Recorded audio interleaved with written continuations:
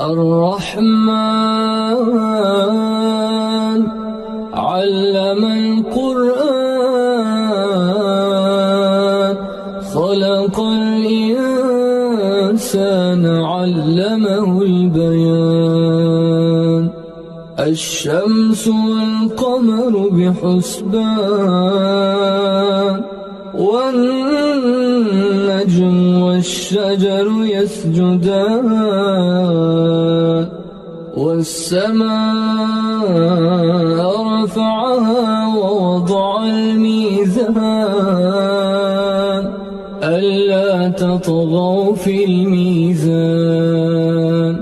وأقيموا الوزن بالقسط ولا تخسروا الميزان